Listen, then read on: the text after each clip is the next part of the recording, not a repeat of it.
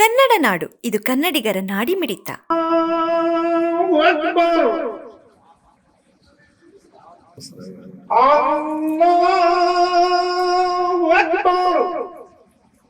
ارجعي إلى ربك راضية مرضية في عبادي وادخلي جنتي. الله أكبر. كلا بل تكذبون بالدين وإن عليكم لحافظين.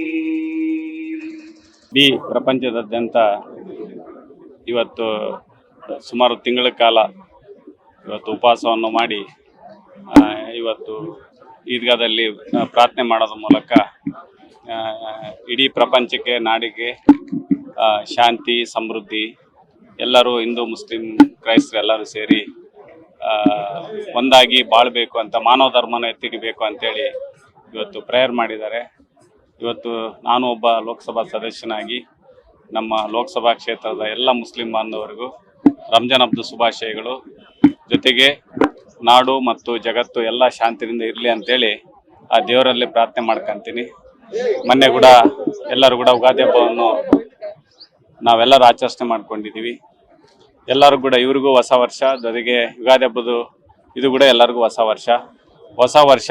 ಎಲ್ಲರಿಗೂ ಇವತ್ತೇನು north East ದೇಶಗಳಲ್ಲಿ ಇವತ್ತೇನು ಅರಾಜಕತೆ ಉಂಟಾಗಿದೆ ಅದು ಶಾಂತಿಯಾಗಿ, ಇವತ್ತು ಸಮೃದ್ಧಿಯಾಗಿ, ಎಲ್ಲದೂ ಕೂಡ ಅಂತ್ಯ ಕಂಡು, ಅಂದರೆ ಅದು ಕೊನೆಗಂಡು ಎಲ್ಲರೂ ಕೂಡ ಮತ್ತೆ ಜಗತ್ತು ಶಾಂತಿ ಆಗಲಿ ಅಂತ ಕೂಡ ನಾನು ಈ ದಿನ ಇವತ್ತು ರಂಜಾನ್ ಹಬ್ಬ, ಯುಗಾದಿ ಹಬ್ಬದ ದಿನ, ಹೊಸ ವರ್ಷದಲ್ಲಿ ಯಾವುದೇ ಅಂಥದ್ದು ಆಗದಂಗೆ ಭಗವಂತ ಮಾಡಲಿ ಅಂತೇಳಿ ನಾವು ಕೇಳ್ಕೊಂತೀವಿ. ನೋಡ್ತಿದ್ದೀವಿ ಇವತ್ತು ನೋಡ್ರಿ, ಎಲ್ಲ ಎಲೆ ಉದುರಿ ನಾವೆಲ್ಲ 31 ಡಿಸೆಂಬರ್ ಮಾಡ್ತೀವಿ. ಅದಲ್ಲ, ಅದು ವೈಜ್ಞಾನಿಕವಾಗಿ 31 ಡಿಸೆಂಬರ್ ಹೊಸ ವರ್ಷ ಅಲ್ಲ, ನಿಜವಾದ ಹೊಸ ವರ್ಷ ಇದು.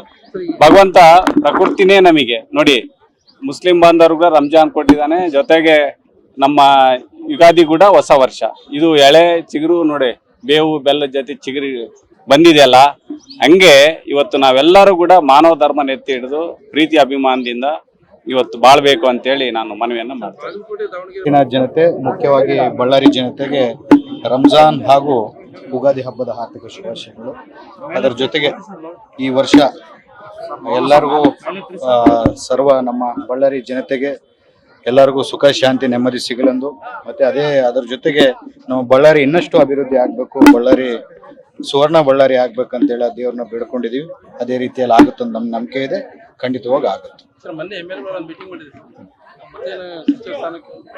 ಹೌದು, 48 ಜನ MLAಗಳು ಫಸ್ಟ್ ಟೈಮರ್ಸು, ಸೆಕೆಂಡ್ ಟೈಮ್. ಸಬ್ಸ್ಕ್ರೈಬ್ ಮಾಡಿಕೊಳ್ಳಲು ಕೂಡಲೇ ಪಕ್ಕದಲ್ಲಿ ಕಾಣುವ ಬೆಲ್ ಐಕಾನ್ ಕ್ಲಿಕ್ ಮಾಡಿ ನೋಟಿಫಿಕೇಶನ್ ಪಡೆಯಿರಿ.